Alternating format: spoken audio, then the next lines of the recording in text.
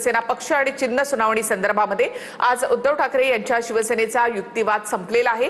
धनुष्यबाण चिन्ह आम्हाला द्यायचं नसेल तर ते गोठवा, कपिल सिब्बल यांच्यानंतर आता देवदत्त कामत यांनी देखील सुप्रीम कोर्टामध्ये ही मोठी मागणी केली आहे। प्रकरण पुन्हा एकदा निवडणूक आयोगाकडे पाठवू नका असं देखील कामतांनी म्हटलं। 2 सप्टेंबरला पुढील सुनावणी होणार आहे आणि शिंदेंच्या बाजूने युक्तिवाद केला जाईल। धनुष्यबाण चिन्ह आम्हाला द्यायचं नसेल तर ते गोठवा। चिन्हाचा निर्णय फक्त विधिमंडळातील संख्याबळ पाहून दिला गेला। राजकीय पक्ष फुटला तरच चिन्हाचा मुद्दा येतो। विधिमंडळ पक्ष फुटल्यावर हा मुद्दा येत नाही। विधानसभा अध्यक्षांनी प्रकरण योग्य पद्धतीने हाताळलं नाही। विधिमंडळातील बहुमताचा निकष लावताना विधानसभा अध्यक्षांनी दिलेलं कारण चुकीचं किंवा तर्कहीन होतं असं जर न्यायालयानं ठरवलं तर त्या निष्कर्षाचे परिणाम होतील। विशेष परिस्थितीत सुप्रीम कोर्ट आमदारांना अपात्र करण्याचा निर्णय घेऊ शकतं। कामत आमच्याकडे अधिकार आहेत यात शंका नाही। कोर्ट अध्यक्षांनी निर्णय घेतला नाही पण सुप्रीम कोर्टानं त्यावर निर्णय घेतल्याची अनेक जुनी प्रकरणं आहेत। पक्षांतर निर्णयावरती अध्यक्ष अपयशी ठरल्यास कोर्ट निर्णय घेऊ शकतं। 1/3 आमदार आहेत म्हणून फूट हे कायद्यानं अमान्य। विधानसभा अध्यक्षांनी शिंदेंच्या आमदारांना अपात्र ठरवायला हवं होतं। एकदा आमदार अपात्र ठरल्यानंतर त्यांचं सदस्यत्व रद्द होतं। विशिष्ट कालावधीत सुनावणी होऊ न शकल्यामुळे त्यांनी पक्षांतर केल्याचा लाभ आधीच उपभोगलाय। आजही ते त्या पक्षांतराचे फायदे घेतायत कारण त्यांना चिन्ह विधिमंडळातील बहुमताच्या निकषावरती देण्यात आले। आमदारांची टर्म संपली तरी कोर्टाचा निर्णय महत्त्वाचा। विधानसभेचा कार्यकाळ मर्यादित असतो, तिथे प्रकरण परत पाठवल्यामुळे न्यायाची पूर्तता होत नाही। सुप्रीम कोर्टाचे अधिकार तांत्रिक चौकटीत मर्यादित केले जाऊ शकत नाहीत। संपूर्ण न्याय देण्यासाठी सुप्रीम कोर्टच आमदारांना अपात्र ठरवू शकते। अपात्रतेच्या निर्णयाआधीच आयोगानं पक्ष आणि चिन्ह शिंदेंना दिलं। 5 पैकी 3 आमदार फुटले तर पक्ष त्यांचा होणार का? पक्ष तुम्ही त्यांना देऊन टाकणार का? तुम्ही राजकीय पक्षाकडे बघणार नाही का? पक्षाच्या नेतृत्वावर आक्षेप असेल तर पक्षाच्या आत बोलावं लागतं। निवडणूक आयोग लवादासारखा आहे, सर्वोच्च न्याय देऊ शकत नाही। निवडणूक आयोगानं फक्त विधिमंडळातल्या संख्याबळाचा विचार केला। राजकीय संघटनेत आम्हाला बहुमत होतं, तशा कागदपत्रांची पूर्तता आम्ही निवडणूक आयोगाकडे केली होती। ठाकरेंकडे 19 लाखांपेक्षा जास्त सदस्य होते, शिंदेंकडे फक्त 4 लाखांपेक्षा जास्त सदस्य होते। आमदारांच्या संख्याबळावर निर्णय दिल्यास परिशिष्ट 10 फक्त कागदावरच राहील आणि अराजकता माजेल। कामत विधानसभेचे सदस्य गेले पण पक्ष गेला असं होत नाही आणि ते त्यांनी मांडलेलं आहे। आता यानंतर सुप्रीम कोर्टाला सुद्धा अशा पद्धतीनं न्याय देता येईल। पुन्हा इलेक्शन कमिशनकडे नको असं त्यांनी स्पष्ट सांगितलं। आम्ही त्याच्याच विरोधात तुमच्याकडे आलेलो आहोत। इलेक्शन कमिशनकडे पुन्हा कुठे चुकून जर विचार आला तर त्याच्याकडे पाठवून येतात, मात्र तू तिकडे पाठवू नये असा निर्णय घेण्याचा असा निर्णय घेण्याचा अधिकार हा सर्वोच्च न्यायालयाला आहे हे त्यांनी त्यांच्याकडे सांगितलं। तर शरद पवार आणि पार्थ पवार यांच्यामध्ये 3 तास बैठक झाली। काल सिल्वर ओकवर ही बैठक झाल्याची माहिती मिळत आहे। त्याचबरोबर शरद पवारांची पार्थ पवारांसोबत विलिनीकरणावर चर्चा झाली की मग शरद पवार यांनी पार्थ पवारांना काही कानमंत्र दिला हे अस्पष्ट आहे। मुंबईतील सिल्वर ओक निवासस्थानी शरद पवार आणि पार्थ पवारांमध्ये तब्बल 3 तास बैठक झाली आहे। शरद पवारांची पार्थ पवारांसोबत विलिनीकरणावर चर्चा झाली की पवारांनी पार्थ पवारांना कानमंत्र दिला हे अस्पष्ट आहे। गेल्या काही दिवसांपासून शरद पवारांची राष्ट्रवादी एनडीएमध्ये जाणार असल्याच्या चर्चा दिल्लीमध्ये रंगू लागल्या। मात्र आपला पक्ष एनडीएत नाही तर विरोधात असल्याचं भाष्य पवारांनी पक्षाच्या बैठकीत केल्याची माहिती सूत्रांनी दिली होती। दुसरीकडे दिल्लीमध्ये अशी चर्चा आहे की भाजपनं दोन्ही राष्ट्रवादींना त्यांच्या विलिनीकरणाचा पेच सोडवायला सांगितलाय। या सगळ्या पार्श्वभूमीवर पार्थ पवारांची शरद पवारांसोबत झालेली 3 तासांची बैठक महत्त्वाची मानली जाते। या बैठकीत शरद पवारांनी अजितदादांच्या राष्ट्रवादीच्या भवितव्यावर चर्चा केली असल्याची शक्यता वर्तवण्यात येते। गेल्या काही महिन्यांपासून अजित पवारांच्या राष्ट्रवादीत अंतर्गत कलह सुरू असून पक्षातले वाद वारंवार चव्हाट्यावर येत आहेत। राजकीय सल्लागार प्रशांत किशोर यांनी थेट पक्षाचा प्रदेशाध्यक्ष बदलण्याचा सल्ला सुनेत्रा पवार आणि पार्थ पवारांना दिलाय। त्यानंतर तटकरेंच्या प्रदेशाध्यक्ष पदावरून पक्षातल्या नेत्यांनीही प्रश्न उपस्थित केले। पक्ष ताब्यात घेण्याची लढाई करण्यापेक्षा जर माननीय सुनेत्रा वहिनी आणि पार्थदादा करताय तुम्ही यांना पक्ष ताब्यात घ्यायचंय, आता त्याच्या तसं तर दिसते, मग का तुम्ही पवारांच्या म्हणजे अजितदादांच्या कुटुंबाला त्रास का देताय? प्रदेश अध्यक्ष बदलले पाहिजे, झाले ना 2 आणि 3 वर्ष, आणि माननीय अजितदादांची सुद्धा तीच इच्छा होती. जशा पद्धतीने आता सगळी संघटना प्रदेशाध्यक्ष रिशफलिंग मध्ये होत आहे, प्रदेशाध्यक्ष सुद्धा बदलले गेले पाहिजेत. हेच माननीय अजितदादांनी आम्हाला तेव्हा सांगितलं होतं. मी बदलणार आहे हे माननीय अजितदादांनी आम्हाला सांगितलं होतं. एकीकडे पक्षांतर्गत कलह आणि दुसरीकडे दिल्लीतून विलिनीकरणासाठी असलेला दबाव, यामुळे या 3 तासांच्या बैठकीला विशेष महत्त्व प्राप्त झालंय. तर पंतप्रधान नरेंद्र मोदी यांचा 17 सप्टेंबरला पंतप्रधान म्हणून शेवटचा वाढदिवस असेल असा दावा संजय राऊतांनी केलाय. तर राहुल गांधींना पंतप्रधान आणि स्वतःला गृहमंत्री करण्याचं राऊतांचं स्वप्न अपूर्णच राहील अशी टीका नवनाथ बन यांनी केली. लाल किल्ल्यावर त्यांचे प्रधानमंत्री म्हणून शेवटचं भाषण आहे. तसं हा प्रधानमंत्री म्हणून त्यांचा वाढदिवस कदाचित शेवटचा असेल. हे जवळजवळ जागतिक स्तरावरचं मी चित्र सांगतो. अमित शाह कधीच प्रधानमंत्री होणार नाही. मोदी गए तो अमित शाह भी गए ना, है क्या? एकावर एक फ्री आहे ना ते. राहुल गांधी, आता तुम्हाला देशाचं पंतप्रधान होता येणार नाही. अंतराळामध्ये एखादा नवीन ग्रह शोधा, तिथं जाऊन पंतप्रधान पदाची निवडणूक लढता येते का ती बघा. मुंगेरी लाल के हसीन सपने बघण्याचा कार्यक्रम राहुल गांधी 2014 पासून करतात. ते 2034लाही मुंगेरी लाल के हसीन सपने बघतील, 44ला करतील आणि 54ला देखील करतील. लोकसभेचे विरोधी पक्षनेते राहुल गांधी शनिवारी पुणे दौऱ्यावर येणार आहेत. छात्रों की गूंज या कार्यक्रमात विद्यार्थ्यांशी ते संवाद साधतील. या कार्यक्रमासाठी काँग्रेसकडनं जोरदार वातावरण निर्मिती देखील सुरू आहे. लोकसभेचे विरोधी पक्षनेते राहुल गांधी शनिवारी पुणे दौऱ्यावर येणार आहेत. छात्रों की गूंज या कार्यक्रमानिमित्त राहुल गांधी पुण्यात येणार असून ते विद्यार्थ्यांशी संवाद साधणार आहेत. त्यासाठी राज्यातील काँग्रेस नेते हर्षवर्धन सपकाळ, यशोमती ठाकूर, सतीश पाटील, अतुल लोंढे गेल्या काही दिवसांपासून पुण्यात तळ ठोकून आहेत. एवढंच नाही तर या कार्यक्रमासाठी काँग्रेसने जोरदार वातावरण निर्मिती सुरू केली आहे. पुण्यात काल साऊथच्या हिरोप्रमाणे राहुल गांधींचं मोठं कटआउट लावण्यात आलं. त्याचे व्हिडिओ सोशल मीडियावर व्हायरल होत आहेत. या कार्यक्रमासाठी काँग्रेसने खास टी शर्ट्सही तयार केले.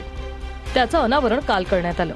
या कार्यक्रमाला विद्यार्थ्यांना निमंत्रित करण्यासाठी काँग्रेसचे नेते ठिकठिकाणी जाऊन संवाद साधत आहेत. विद्यार्थ्यांशी संवाद साधण्याचं निमित्त असलं तरी राहुल गांधींनी भारत जोडो यात्रेनंतर छात्रों की गूंज हे नवं कॅम्पेन सुरू केल्याची चर्चा आहे. याआधी कोटा, देहरादून, प्रयागराजमध्ये छात्रों की गूंज कार्यक्रमाचं आयोजन होतं. छात्रों की गूंज कार्यक्रमातून देशव्यापी विद्यार्थी संवाद अभियानाची सुरुवात. स्पर्धा परीक्षा, पेपरफुटी, बेरोजगारी आणि शिक्षणाशी संबंधित प्रश्नांवर तरुणाईशी संवाद. कार्यक्रम एखाद्या कॉन्सर्ट सारखा वाटावा अशी मंच आणि सभागृहाची रचना. कार्यक्रमाच्या मंचावर प्रेझेंटेशन दाखवण्यासाठी मोठी स्क्रीन लावली जाते. मंचावरून फक्त राहुल गांधी प्रेझेंटेशन दाखवून तरुणांसोबत संवाद साधतात. त्यानंतर काही निवडक मुलं मंचावर येऊन राहुल गांधींशी संवाद साधत प्रश्न मांडतात. छात्रों की गूंजसाठी राहुल गांधींचा विशेष पद्धतीचा पोशाख ठरवण्यात आल्याची चर्चा आहे. काँग्रेस पहिल्या टप्प्यात 28 प्रमुख शहरांमध्ये छात्रों की गूंज कार्यक्रम आयोजित करणार. याआधी 2022 मध्ये राहुल गांधींनी देशभरात भारत जोडो यात्रा काढली होती. भारत जोडो यात्रेच्या दोन्ही टप्प्यांमध्ये राहुल गांधींनी देशभर 10,000 किलोमीटर पदयात्रा केली. राहुल गांधींच्या पदयात्रेनंतर 2024च्या लोकसभा निवडणुकीत काँग्रेसला मोठा फायदा झाला असं काही राजकीय विश्लेषकांकडून सांगण्यात येते. शिवाय भारत जोडो यात्रेमुळे राहुल गांधींची जनमानसातली प्रतिमा बदलण्यासही मोठा फायदा झाल्याचा दावा केला जातोय. त्यामुळे आता छात्रों की गूंज कॅम्पेनच्या माध्यमातून काँग्रेस जेनझींशी कनेक्ट होण्याचा प्रयत्न करत असल्याची चर्चा आहे. त्यांनी सरसकट तरुणाईशी संवाद साधला असता तर आनंद वाटला असता. पण माझ्याकडे जी माहिती आहे त्यामध्ये काँग्रेसच्या नेत्यांच्या द्वारे संचालित जी महाविद्यालये आहेत त्यातल्याच मुलींचं रजिस्ट्रेशन करायचं आणि त्यांनाच तिथे आणायचं अशा पद्धतीचे आदेश आहेत. पण ठीक आहे, संवाद साधला तरी आनंद. मुख्यमंत्र्यांनी कार्यक्रमाची धास्ती घेतलेली आहे. आज या देशातला युवक आणि युवती राहुल गांधींच्याकडे एक आशेचं किरण म्हणून पाहतायत. त्यांचा आवाज, त्यांचे प्रश्न मांडण्याचा प्रयत्न राहुलजी करतायत आणि कदाचित त्याला वेगळी दिशा देण्याचा प्रयत्न मुख्यमंत्र्यांच्याकडून होत असतो. हे ऑनलाईन रजिस्ट्रेशन आहे. महाराष्ट्रातून देशातून ज्यांना कुणाला पुण्याला या कार्यक्रमाला यायचं आहे ते रजिस्टर करू शकतात आणि येऊ शकतात. त्यामुळं कुठं एकाच ठिकाणून येणार आहेत असं नाही. तर अगदी नंदुरबार बसून देखील काही मुली स्वतः बस काढून या कार्यक्रमाला येणार आहेत. त्यामुळं ही धास्ती चांगली आहे की आज युवक आणि युवतींचा आवाज खऱ्या अर्थानं राहुलजी या ठिकाणी आहेत, बनलेले आहेत, हे याच्यावरून निश्चितपणे दिसून येते. उच्च शिक्षण घेणाऱ्या विद्यार्थिनींसाठी एका नव्या योजनेसंदर्भात उच्च आणि तंत्र शिक्षण विभागाचा विचार सुरू आहे. कमवा आणि शिका या योजनेच्या धर्तीवर मुलींना दर महिन्याला 2,000 रुपये देण्याचा विचार सुरू आहे. मात्र मनसे नेते अमित ठाकरेंनी या योजनेवरून संताप व्यक्त केला.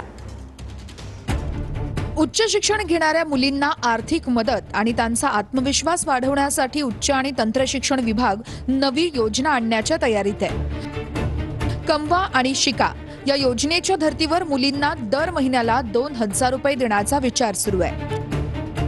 या योजनेसाठी विद्यापीठ, महाविद्यालय आणि शिक्षण विभाग त्यांच्या संयुक्त प्रयत्नातून उपक्रम सुरू करण्याचे प्रयत्न सुरू असल्याची माहिती चंद्रकांत पाटील यांनी दिली आहे. काल चंद्रकांत पाटील यांनी मंत्रालयात विद्यार्थ्यांसोबत संवाद साधला. त्यावेळी त्यांनी या योजनेचा उल्लेख केला. मात्र मनसे नेते अमित ठाकरे यांनी या योजनेवरून संताप व्यक्त केलाय. पॉकेट मनी हे देणं हे आई वडिलांचं काम असतं. जर त्या 2,000 मध्ये 2,000 माझ्या मुलाला नसतील द्यायचे मला आणि सरकार देत असेल उगाच, तर जबाबदारी सरकार घेणार आहे का? काय दारू प्यायला लागली, सिगरेट प्यायला लागली, समजा काय नशा करायला लागली, तुम्ही जबाबदारी घेणार आहात? फुकट पैसे कसले वाटताय तुम्ही? कॉलेजची हालत पहिली नीट करा ना. मग तरुण आहेत, त्यांना माहित नाही, त्यांना फुकट 2,000 रुपये आल्यावर काय होईल? तुमची आता लाडकी बहीण गेली, आता लाडकी मुलगी आली, का म्हणजे तुम्ही अट्रॅक्ट करायला किती फुकट पैसे वाटणार आहात? आणि जबाबदारी पण चंद्रकांत पाटील घेणार आहेत का ते पहिलं सांगावं त्यांनी. मुंबईमधल्या साठे कॉलेजच्या बाहेर महाराष्ट्र नवनिर्माण विद्यार्थी सेना आणि अखिल भारतीय विद्यार्थी परिषदेच्या कार्यकर्त्यांमध्ये जोरदार राडा झाला. सदस्य नोंदणी मोहीम सुरू असताना जागेवरून राडा झाल्याची माहिती आहे. दरम्यान मुलींवर हात टाकाल तर सोडणार नाही असा इशारा अमित ठाकरे यांनी अभाविपला दिला. मुंबईतील साठे कॉलेज बाहेर महाराष्ट्र नवनिर्माण विद्यार्थी सेना आणि अखिल भारतीय विद्यार्थी परिषदेच्या कार्यकर्त्यांमध्ये जोरदार राडा झालाय.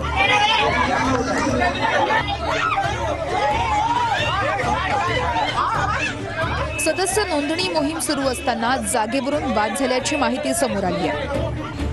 महाराष्ट्र नवनिर्माण विद्यार्थी सेनेकडून मागील 15 दिवसापासून विविध कॉलेजमध्ये सदस्य नोंदणी अभियान सुरू आहे.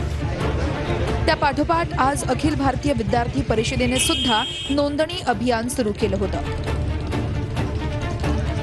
यावेळी कॉलेजच्या मुख्य प्रवेशद्वाराबाहेरच्या जागेवरून गोंधळ झाल्याची माहिती आहे. या राड्यानंतर मनविसेचे अध्यक्ष अमित ठाकरेंनी अभाविपला इशारा दिलाय.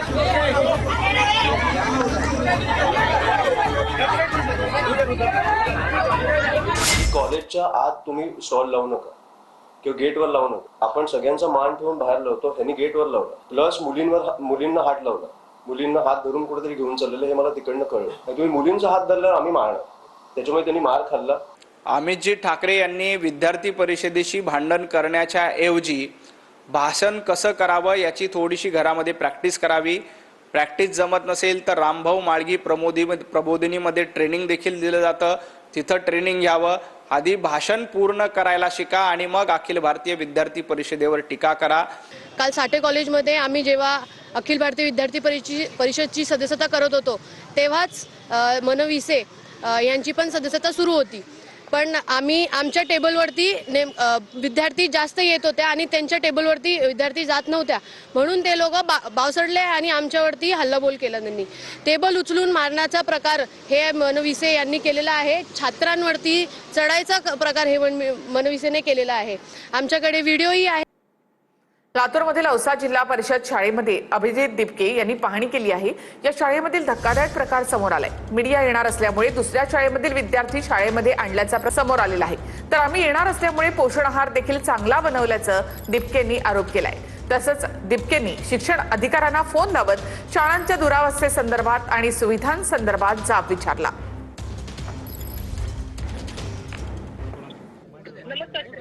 नमस्कार मॅडम, अभिजित दिपके बोलतोय. मॅडम, मी इथे शाळेत भेट द्यायला आलो होतो. मग मी त्यांना विचारलं तुम्हाला तुमच्या शाळेत अजून काय बदल पाहिजे. तर मला ते स्टुडंट्स म्हणले ही आमची शाळाच नाहीये. ते ह्या शाळेचे स्टुडंट्सच नव्हते. मी काय म्हणतोय, प्रिन्सिपलला सस्पेंड केलं पाहिजे. जर प्रिन्सिपलला सस्पेंड नाही करण्यात आलं तर इथं लोक म्हणतात की दे विल प्रोटेस्ट देन. प्रिन्सिपलनी कसं काय बाहेरून स्टुडंट आणून बसवले? नाही, असं नाही करतायत. मी म्हणूनच म्हणलं बघते म्हणून. आणि ते शाळेचं तर जे काही आहे आम्ही मागं सर्वे केलेला आहे. मॅम, त्याच्यावर काही झालं पण पाहिजे ना मॅम, थोडं झालं पण पाहिजे ना ma'am. I can understand proposals बनले असतील, पण ते प्रपोजल्स नेहमी पेपरवर असतात. They never get on the field. बिलकुल बिलकुल ते करण्याच्या दृष्टिकोनातून करतो सर आम्ही. येस मॅम, चालेल मॅम. मॅम, ते प्रिन्सिपलवर ऍक्शन घ्या. नाही ते इथं आता लोक म्हणतात प्रोटेस्ट करायचं आहे प्रिन्सिपलच्या अगेन्स्ट. मी म्हणलेले टाइम देऊ आपण मॅडमला to take action. Yes okay. यांनी आणले बाहेरून लहान लहान मुलं जे या शाळेचेच नाहीये, त्यांना बसून ठेवलं. मी त्या मुलांना विचारलं पाणी भेटतं का, ते बोलले हो. मी त्यांना विचारलं बाथरूम चांगले का, ते बोलले हो. म्हटलं बरं ठीक आहे, अजून काय चेंजेस पाहिजे तुम्हाला तुमच्या शाळेत? म्हणता ही आमची शाळाच नाहीये,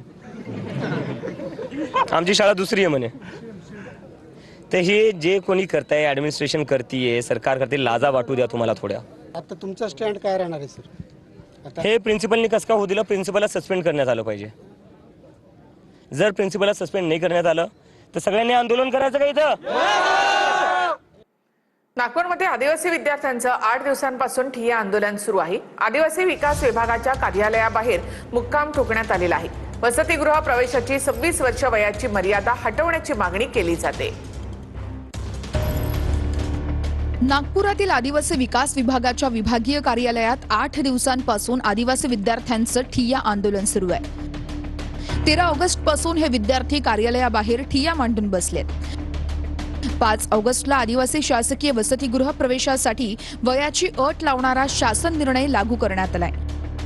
या शासन निर्णयानुसार वसतिगृह प्रवेशासाठी 26 वर्ष वयाची मर्यादा घालण्यात आली आहे. ही वयाची मर्यादा हटवावी अशी मागणी हे विद्यार्थी करत आहेत. याशिवाय डीबीटी आणि छात्रवृत्ती मिळण्यात होणारा उशीर तसेच वसतिगृहांमधील मूलभूत सुविधांचा अभाव अशा विविध मागण्या या विद्यार्थ्यांनी केल्यात. काल विद्यार्थ्यांचे 6 सदस्यीय शिष्टमंडळ मुंबईमध्ये चर्चेसाठी आलं होतं, मात्र समाधानकारक चर्चा झाली नाही. त्यामुळे विद्यार्थ्यांचं आंदोलन सुरूच आहे. सरकारने लवकरात लवकर मागण्या मान्य कराव्यात अशी मागणी विद्यार्थी आंदोलकांनी केली आहे. 13 तारखेपासून इथं बसलेलो आहो, पण शासनाला आमची व्यथा हे दिसत नाही आहे. आपल्याला असं कळत आहे 3 तास त्यांची मीटिंग चालली, पण आमच्या प्रश्नांवर काही तेवढा आमच्या पॉझिटिव्ह प्रतिसाद मिळाला नाही. महाराष्ट्र सरकारने असं विद्यार्थ्यांवर का असं तिरस्कार करत असावा बा? जे 26 वर्षाची अट होती त्यानंतर त्यांनी 30 वर्षाची केली शुद्धीपत्रक काढून. तो आम्हाला वयाची अटच नाही पाहिजे, ते कॅन्सल झाली पाहिजे, रद्द झाली पाहिजे. याच्यावरच आमचा ठाम पुरी तहसील कार्यालयाच्या आवारामध्ये 3 ते 4 फुटांचे 2 मॅनहोल उघडे आहेत. तहसील कार्यालय हे वर्दळीचं ठिकाण आहे. तालुक्यामधील लोकांची या ठिकाणी मोठ्या प्रमाणात गर्दी असते. मॅनहोल झाकण्याची नागरिकांनी मागणी केली आहे.